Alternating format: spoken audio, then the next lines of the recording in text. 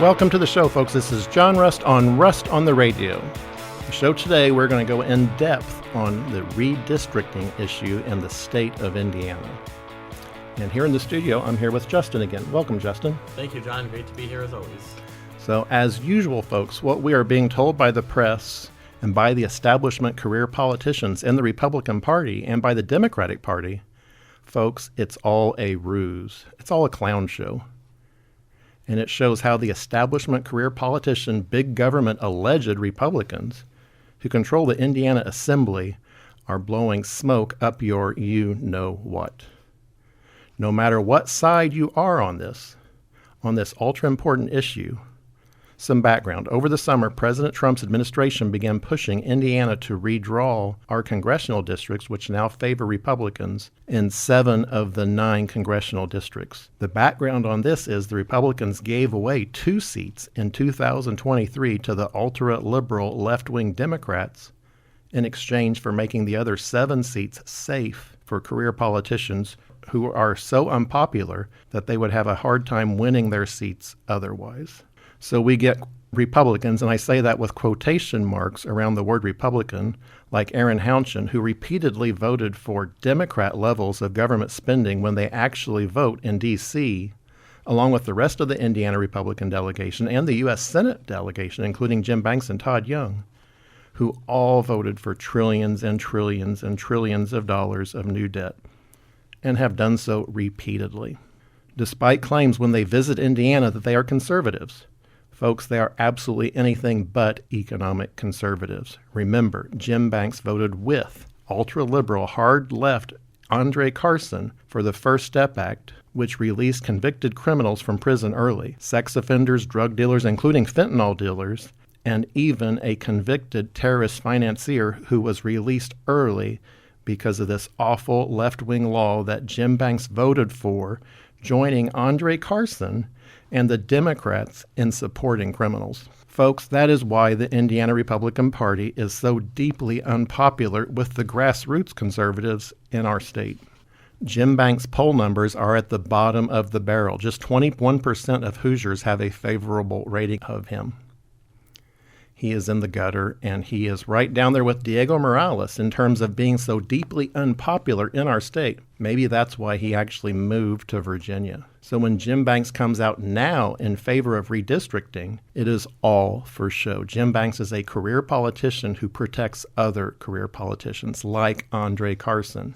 It's all a political club for these swamp rats. Polls also show redistricting is deeply unpopular in Indiana. Why is that? Because we don't want more of the same. Look at what happened on property taxes. We got sold a bill of goods through SB 1 that we were going to have mega property tax reform. Hogwash. Baloney. All we got was a meager decrease in the rate of increase for most Hoosier taxpayers. That's exactly right. And by the way, what is your take on the redistricting? Well, I think it's exactly what I'm saying here. People are so fed up with the Indiana Republican Party for not actually acting conservative when they're in office. Why would you vote for more of them? That is why, folks, Indiana has the lowest voter participation rate in the United States out of all 50 states. Well, and what they've done through what they call the 2 primary rule, they have basically excluded 81% of Hoosiers from even being able to run for political office. Voter disenfranchisement. Well, and that's why people are sick to death of the Indiana Republican Party and the Democratic Party, because they are all in it together. It is purely the uni-party. It is the party of government. It is not a party of ideals. So when Jim Banks comes out now in favor of redistricting, it is all for show. He's a career politician who protects career politicians like Andre Carson. It's all a political club for these swamp rats. Polls also show redistricting is deeply unpopular in Indiana because we don't want more of the same. We don't want more fake conservatives who pretend to be conservative but vote for trillions and trillions and trillions of dollars in new debt. Case in point, Jim Banks and Todd Young expressly voted for Joe Biden levels of debt repeatedly. Indiana is a ruby red state, but we are stuck with these career politician leeches because the Indiana state government makes it illegal for 81% of Hoosiers to even run for political office. So, of course, Bray and everyone in Indiana government wants it to keep it just for themselves, not for you. I think it is abhorrent that Governor Braun constitutionally called for a special session on redistricting, but the Indiana State Senate said, jump in a lake. We're not even going to take the issue up. To me, that's a constitutional crisis. The governor is empowered to call for the Indiana State Legislature to act on this. And they are just saying, nope, we're not even going to have a vote on it. Again, no matter what your opinion is on redistricting, there should absolutely be a vote so that we know where our state senators and state representatives stand on this issue.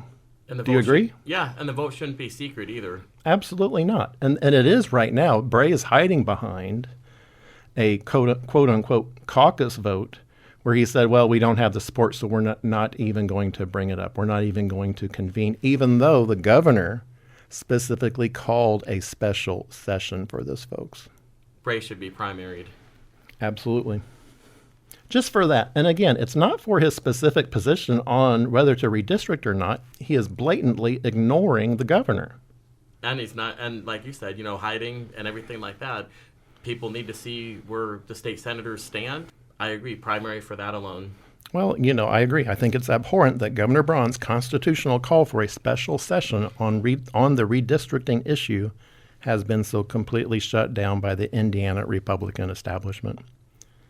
Folks, we need to get rid of Andre Carson and Jim Banks. We don't need these soft on-crime career politicians who vote for massive new government debt repeatedly representing us in Washington. We need transparency in state government.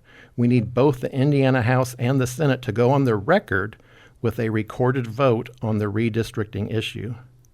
To just try to sweep it under the rug without a recorded vote speaks volumes about how the Indiana Republican Party actually feels about Hoosiers. They are trying to protect Andre Carson because he is one of their own, a political swamp rat, just like Jim Banks. And folks, they say, we're all ideologically different. It's hogwash. Again, both Jim Banks and Andre Carson, the left-wing radical Democrat from Indianapolis, from the 7th District, voted for the First Step Act, which releases criminals from prison early. They have both repeatedly voted for massive new levels of government debt. It's Tweedledum and Tweedledee. Yes, and Virginia's 3rd U.S. Senator, Jim Banks, along with Mark Warner and Tim Kaine, should be happy about the recent election results in Virginia because they're going to be doing the radical stuff starting next January.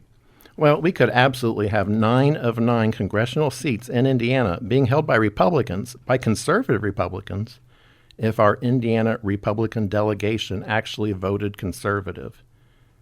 But people like Aaron Hounchin and Jim Banks really want Carson in there so they don't look so liberal by comparison, so that Jim Banks and Hounchin and Young and Shreve, all of them can continue to rack up more and more government debt that you have to pay for.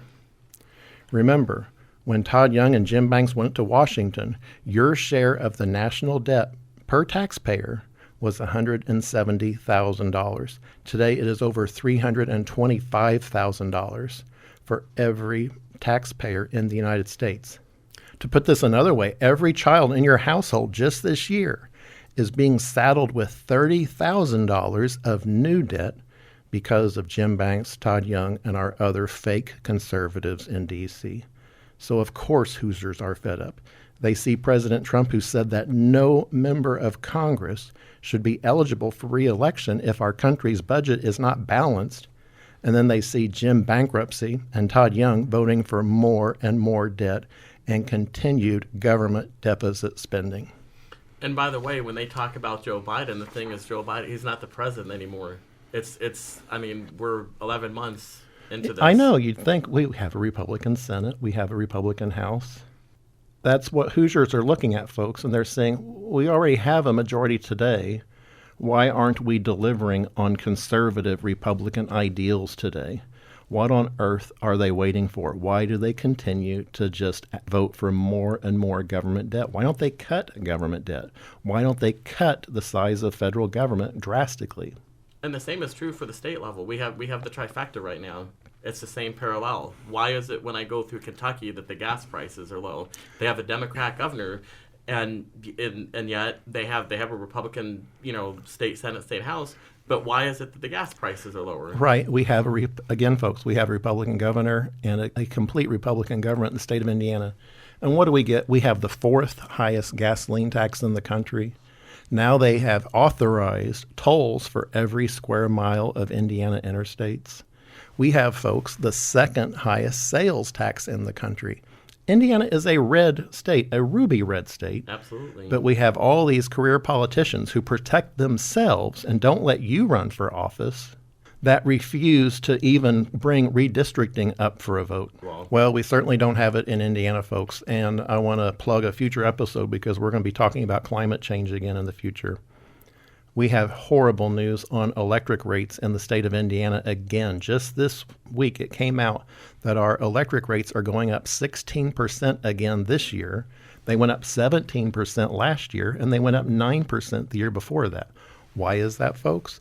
Because the Indiana Republican Party establishment has bought into the Green New Deal grift that solar and wind is the way to go, even though coal is much cheaper. Again, folks, it's very simple. Kentuckians, on average, pay 12 cents per kilowatt for electricity.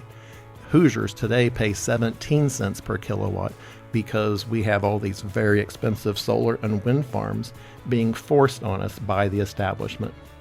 Folks, we're out of time for this segment. When we come back, there will be more on this. This is John Rust on the Radio.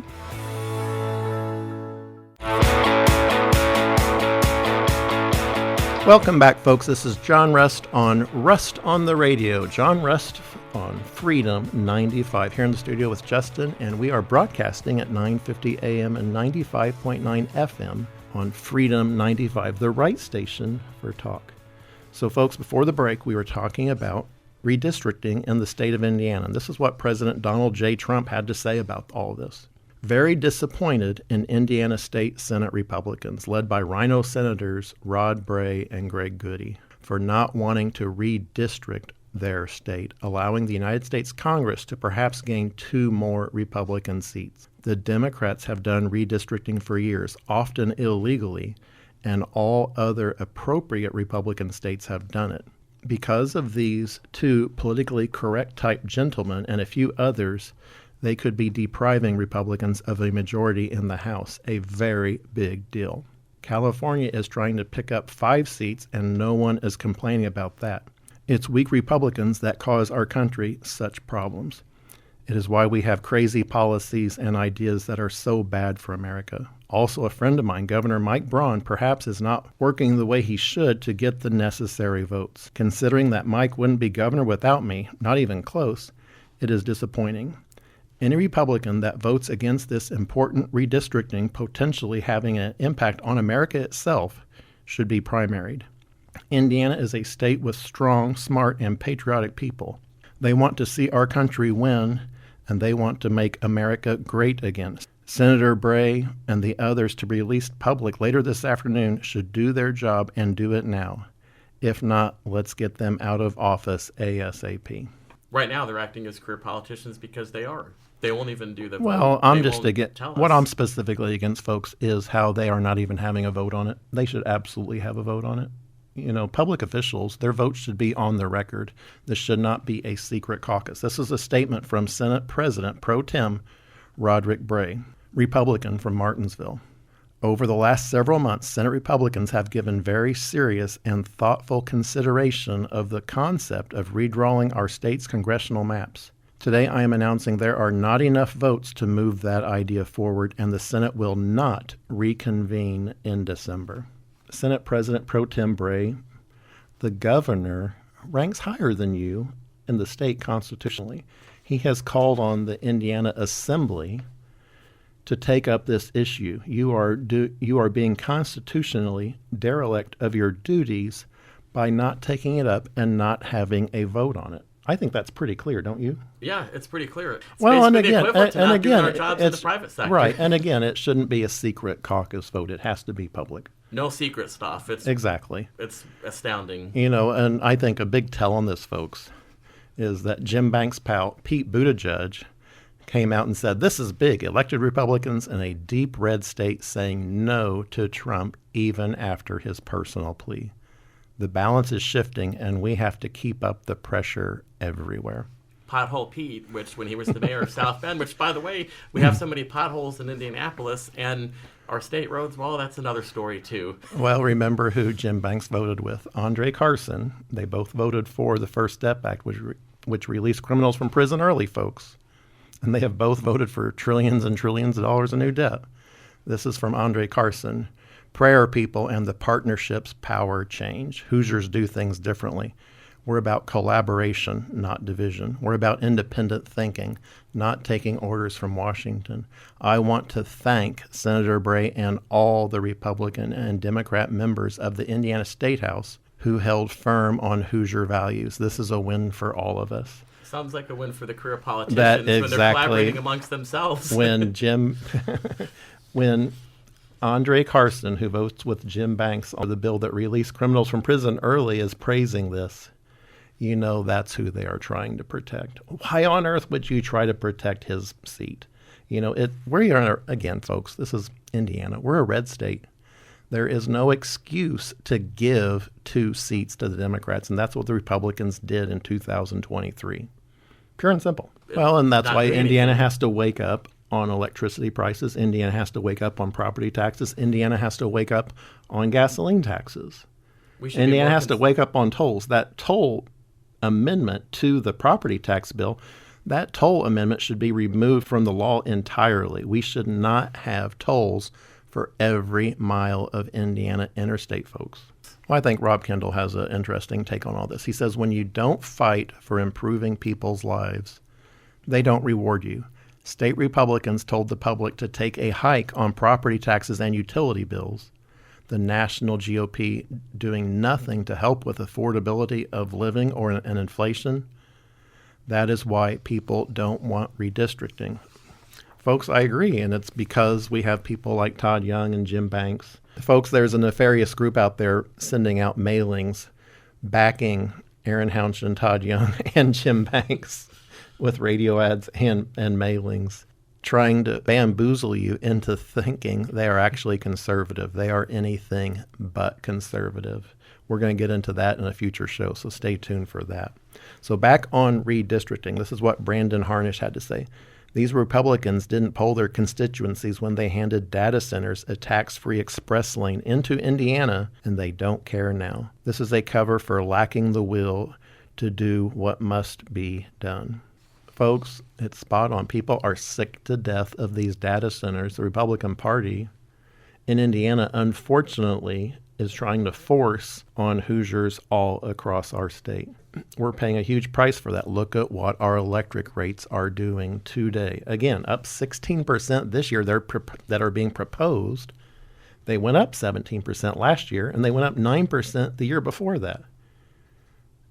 And so, again, folks, we live in a red state, and these politicians think, oh, we should all be happy. No, we're not happy because we see what's happening to our bills. We see what's happening on our property tax.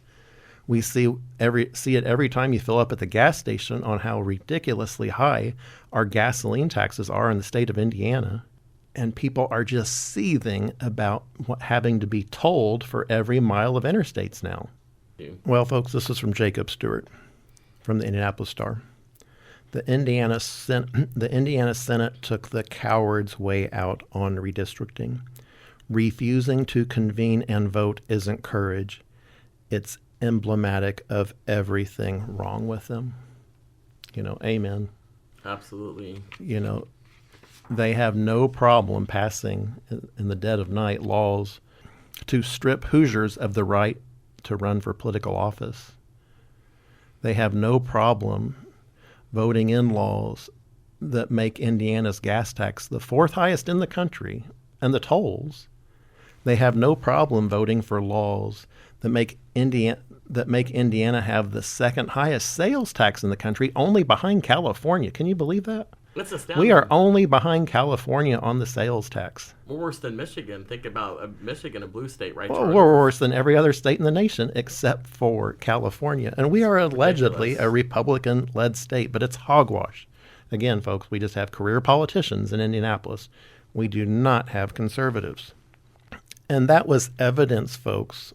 Indy Reporter dug this up. This is very interesting. The Indiana Utilities Rate Commission nominating committee has announced which candidates will be presented to the governor. Folks, guess what? Again, what did we just say? Indiana is a red state. We are a ruby red Republican state. And guess what? This commission, this nominating commission, is recommending 3 Democrats as potential members for this commission. Again, well, of course, I don't have words to express on how crazy this is. 81% of Hoosiers can't run for office, but we're going to nominate the people that we want. Because, folks, it's all the uni-party.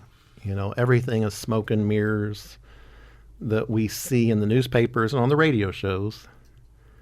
But when the rubber hits the road, you're the ones that have to pay a higher utility price because of the members of the Indiana Utilities Rate Commission.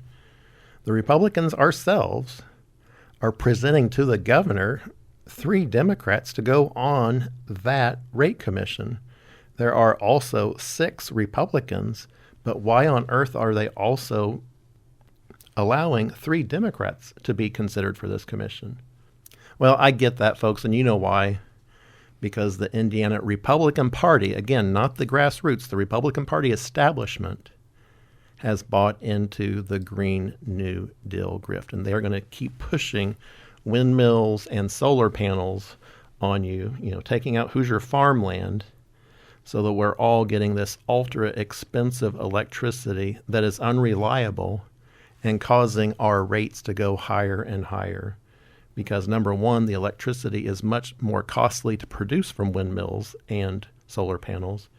But number two, all these data centers are sucking up all the electricity at a rapidly increasing rate. I encourage everyone to stand up and say no to all this nonsense so Well, we can push back and make this state even more conservative than Florida under Ron DeSantis. We are not even close to Florida levels of conservatism. We should be. Indiana is right up there with California, right behind California again on sales tax, only 3 states behind it on the gasoline tax. It is insanity how much Hoosiers are taxed for our massive Indiana state government. Folks, this is from Real Hoosier Politics.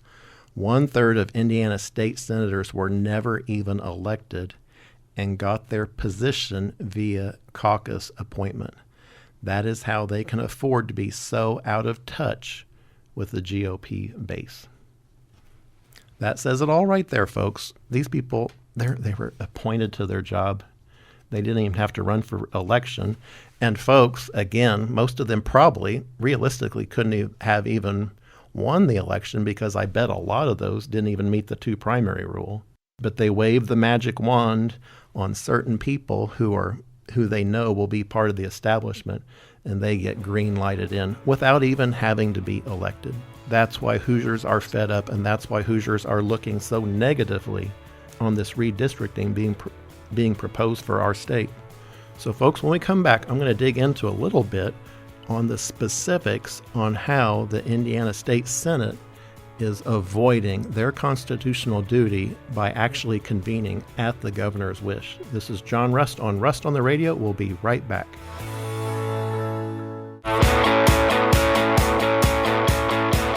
Welcome back, folks. This is John Rust on Rust on the Radio on Freedom 95, 950 AM and 95.9 FM on your radio dial, the right station for talk.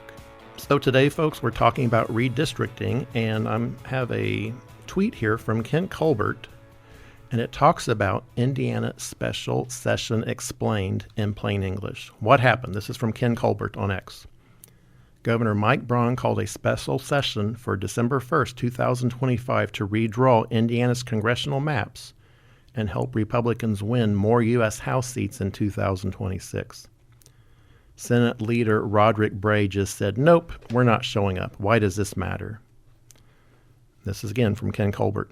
The Indiana Constitution, Article 4, Section 9 says, if the governor calls a special session, the legislature shall continue in session for up to 30 days. Shall equals must, not maybe, not if we feel like it. And I would add, not if we caucused about it and we just don't like the idea, so we're not going to do it. So when the governor says come to work, lawmakers are supposed to show up. Just like you or I have to show up for jury duty or a court date. Is Bray breaking the rules? Yes, at least in spirit. Again, this is from Ken Colbert. He's refusing to even open the door to the Senate. No debate, no vote, nothing. That's like a judge saying, I don't like the case, so I'm not holding court. Again, folks, the Indiana State Senate should absolutely meet and convene on this at our governor's request, which he did do. We have to honor our Constitution, and right now our career politicians in the State House are completely avoiding the Constitution of our state. And folks, the backstory on this, again, is property taxes. We all remember Governor Braun campaigned on delivering massive property tax reform, which didn't happen. We got a very minor decrease in the rate of increase at best. But again, for the clear majority of people, your property taxes went up much, much, much more than the meager tax reform that was passed. Well, Justin, you mentioned Florida. I'm going to read from Ron DeSantis. Well, Florida doesn't have an income tax, and the state sales tax does not apply to most essentials, groceries, medications, baby items, disaster preparedness supplies, etc. Property tax is what's biting people, especially families. Amen. So Indiana, we are not Florida. Unfortunately, the Republican Party in Indiana wants to make Indiana California. Jim Banks was praising Mondami's election in New York because it would be great for Indiana because then New Yorkers may want to move to Indiana. I say, no, let's keep Indiana a red rock conservative state. We don't need more carpetbaggers like Jim Banks coming in from Virginia to represent us. Well, and it all boils down to property tax. Again, this is from Wall Street Apes on Twitter. Tonight, Chicago residents are having a property tax bonfire after they received their new property tax bills that have increased significantly. Some residents reporting their bills have increased $977 just this last year. Democrats again increased property taxes due to budget shortfalls. Residents complain of rising assessments. They say despite property taxes increasing, there's no notable improvements being made on their city. Xerox that in Indiana, folks. The Democrats in the state of Illinois are no different than the Republicans in the state of Indiana. Isn't that crazy? It is. Or he drew the most horrible maps in Illinois. That's why they have the ridiculous U.S. House maps, and you can't counter that. You can't counter that with a bunch of rhinos. Democrats will always take advantage of any situation they can to pass their agenda. Unfortunately, folks, Republicans in Congress are the exact opposite. Look, right now, President Trump is a Republican. We have a Republican Senate. We have a Republican House. And all they are doing is passing Democrat levels of government spending. Are they cutting the size and scope of government? No. They have funded all these levels at exactly Joe Biden levels. Again, that is not being conservative. It is an opportunity being thrown to the side. It's a waste of opportunity. It's a huge wasted opportunity, and that's why, unfortunately, it looks really bad for the next year's elections because the Republicans are performing so awfully in Washington, D.C. Exactly. Whatever happened to the Republican Party platform about being fiscally conservative? And it's we don't have to say because well, it's in the platform, but unfortunately that means nothing to career politicians because the career politicians obviously only care about their own careers.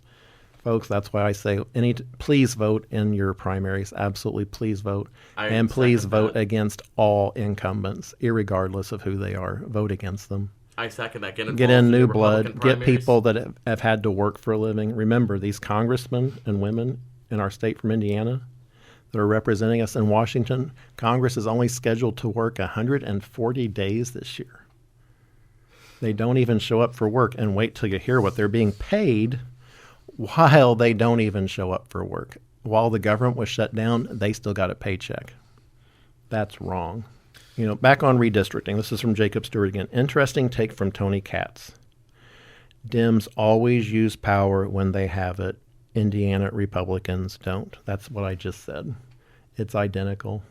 Folks, I'm sitting here and I'm at a loss for words because I care so much for our country, and I care so much that we have allegedly conservatives in Washington who are supposed to be doing the right thing right now by cutting government waste and by cutting government spending and cutting the deficit.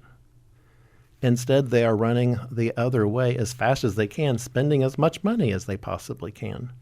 And I'm often at a loss. And that's why people are so upset, and I think that's why there's going to be a bloodbath next year, because of people like Jim Banks and Todd Young and Aaron Houchin and Jefferson Shreve, every member of the Indiana Republican delegation that voted for massive increases in government debt. I'm sorry, that is not conservative. I want a good future, not just for myself, but more importantly for you all, because we should all... Well, it should be for Hoosiers. And again, Jim Banks, he called for an influx of immigrants. In the Atlantic magazine in 2017. Exactly. You just have to look to see where people voted on the Epstein files. Jim Banks and Todd Young and Aaron Houchin voted against releasing the Epstein files.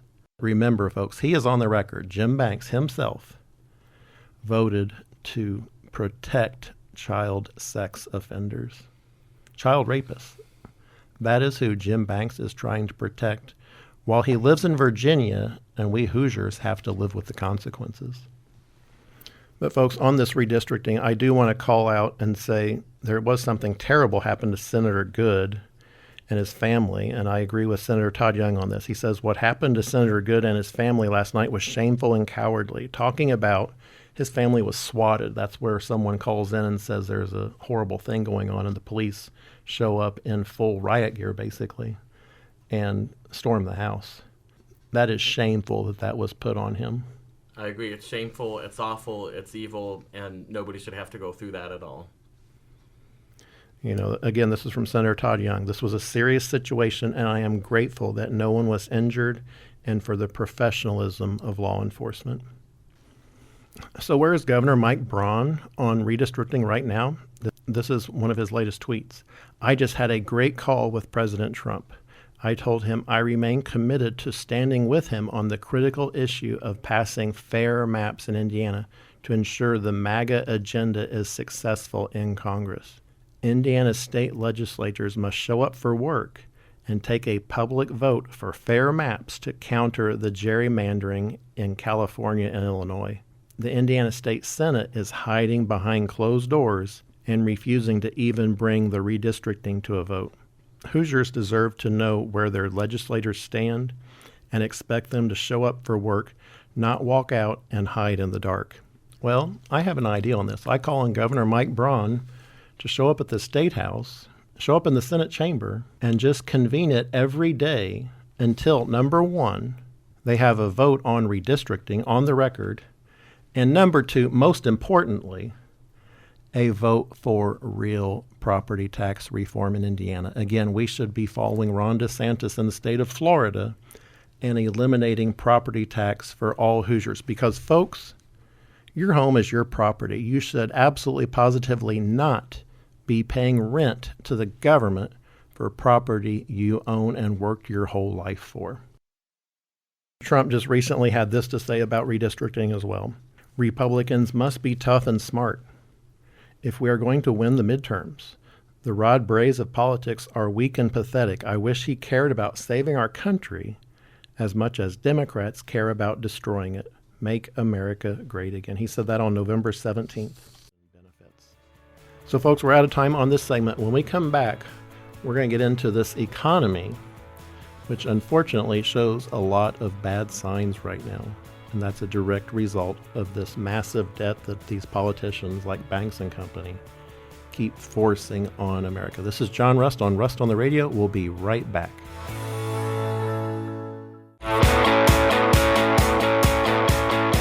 Welcome back, folks. This is John Rust on the Radio on Freedom 95. Here in the studio with Justin. Welcome back, Justin. Thank you, John. Appreciate it. Always great to be here. So this is from First Squawk on Twitter, folks. 401k hardship withdrawals since record keeping began. Why is that, folks? It's a direct result of the economy we're in. And why is the economy tanking so badly right now? Because our federal government keeps spending more and more money, which shrinks the dollars you have in your pocket literally every day. This is from Justin Amash. Congress will never cut spending as long as Republicans applaud or ignore spending increases every time a Republican is in the White House and Republicans control Congress. Every great opportunity to cut spending is blown. They are inviting the socialism they claim to despise. Again, folks, government is not the answer. Unfortunately, we have a lot of Republicans that agree with Joe Biden on that government is the answer. Listen to this. The Biden-Harris administration spent $42 billion on the Broadband Equity Access and Deployment Program, allegedly to give broadband access to Americans. That sounds like a laudable goal.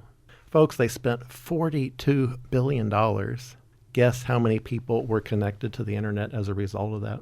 None. Zip. Zero. Not one person was connected to the internet for a program that was supposed to provide internet for Americans. It's a colossal waste of our taxpayer money. Well, that money went into a rat hole somewhere. That money went into someone's pocket. And that's what aggravates me to the extreme, why our career politicians in Washington refuse to do their job and find out where that money went. Why isn't our House of Representatives? The Republicans have controlled it now for going on 3 years. Power of the purse, especially in the Constitution. Why aren't they investigating and finding out where that money went?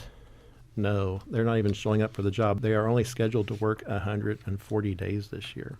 So, folks, we all remember the government was just shut down for over 40 days. And this is the headline from the New York Post. Squabbling members of Congress made $20,000 each during the record-long shutdown.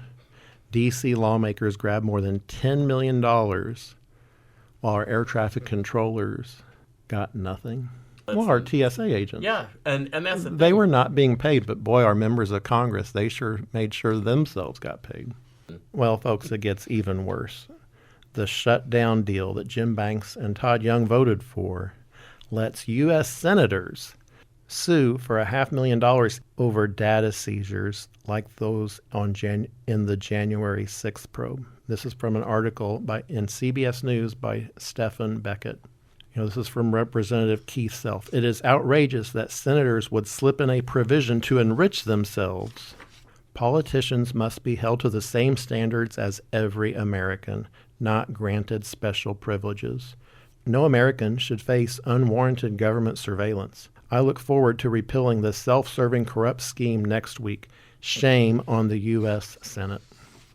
And this is from Warren Davidson on this. This cannot stand. Shame on the United States Senate for even attempting this self-serving corrupt scheme. The Constitution is for everyone, including senators. Senators are protected, but citizens get spied upon and qualified immunity roadblocks. Epic fail. And what we're talking about, folks, is what the Senate wants to reward themselves with. And this is from The Last Refuge. The payment is a penalty for retroactive subpoenas going back to January 1st, 2022. The payment is at least $500,000 per phone line or email account. That means each Republican senator is going to make millions from the subpoenas that Jack Smith previously used. This is from The Last Refuge on Twitter, on X. What on earth is going on? Well, what's happening now, they're all saying, we never saw it in there. This is from Todd Starnes. All the Republican senators claim they read every page of the so-called clean CR. If that's the case, why didn't anyone object to the provision that allows a select number of Republican senators to sue the American taxpayers? Or maybe no one actually read the CR. It's repulsive. Again, Jim Banks voted to block the release of the Epstein files, but he voted for the language that rewards U.S. senators with over $500,000 per incident on the spying. That's crazy. So, folks, while Jim Banks and Todd Young and Aaron Houchin were voting to block the release of the Epstein files, Representative Marjorie Taylor Greene, she came out strongly in favor of releasing the Epstein files, and she got attacked for that.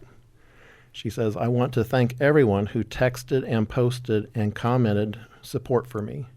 You are all so kind, and I appreciate, love, and support you too. I never thought that fighting to release Epstein files, defending women who were victims of rape, would reach such lows. Again, shame on Aaron Houchin, shame on Jim Banks for voting to block the release of the Epstein files. Well said. You should come out strongly and support Representative Marjorie Taylor Greene and not hide in your offices, or worse, vote to block the release of the Epstein files, which they did. So, folks, there's a Liberty score I like to talk about on this show, and it's from Conservative Review, and it's a Liberty score. Marjorie Taylor Greene had a 100% perfect A Liberty score. You know who scored low on that was Senator Lindsey Graham. He scored at 43%, an F, and that's who Jim Banks pals around with when they come to visit Indiana. Lindsey Grabnesty. Right. This is from Robert Barnes. Complete disaster incoming in the midterms. Don't be surprised if Dems also win the Senate seat in Iowa, too. Talking about a poll tracker poll, which just came out, that shows Iowa's 3rd congressional district now looking likely like a Democrat pickup. Again, this was a Trump district, and it is polling heavily for the Democrats now. And folks, why is that? Is because the Republicans refuse to vote conservatively. Republican voters are sick to death of what these career politicians are doing in Washington. They are sick to death of when they come to Lincoln Day dinners in Indiana and shout how conservative they are, but vote the exact opposite in D.C. And folks, we're paying for it. The United States Postal Service just reported a $9 billion loss for fiscal 2025 with a 5.7% parcel volume drop.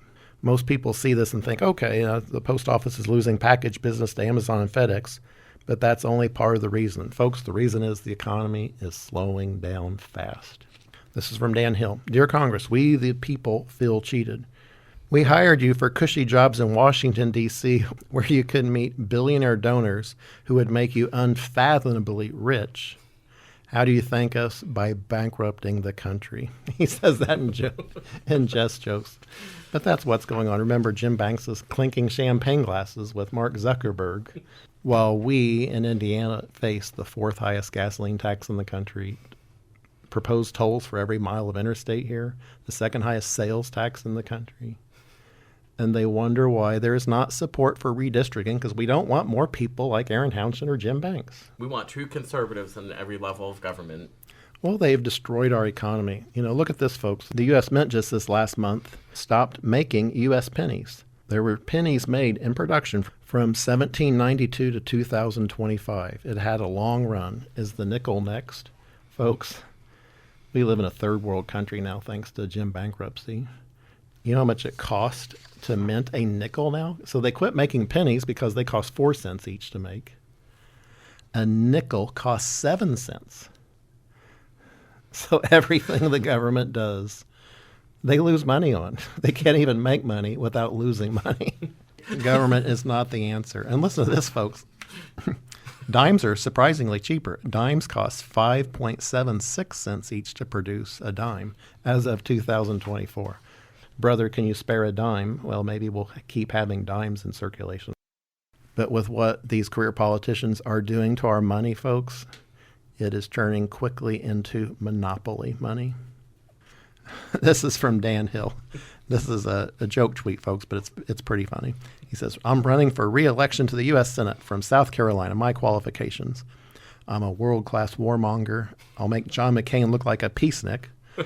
I'm a top-notch backstabber. Watch me stab President Trump in the back again after I get reelected. My strongly worded letters are legendary. Vote for me, Lindsey Grahamnesty. Strongly worded letters, right? Yeah, that's what they do. Strongly worded letters. It just goes back to when that's a Jim Banks specialty, is a strongly worded letter. This is from Dan Hill again. We've been played. We thought we were hiring 535 serious lawmakers to run the country. Turns out we hired the greatest stock-picking squad ever assembled. They're not there to cut government. They're there for their own careers, and they're there to make lots and lots of money on your back. So, folks, we're out of time. I want to thank you so much for listening. I'm going to close with my father's favorite Bible verse, Psalm 118, verse 24. This is the day the Lord has made. Let us rejoice and be glad in it. This is John Rust signing off. I'll see you all again next week on the radio.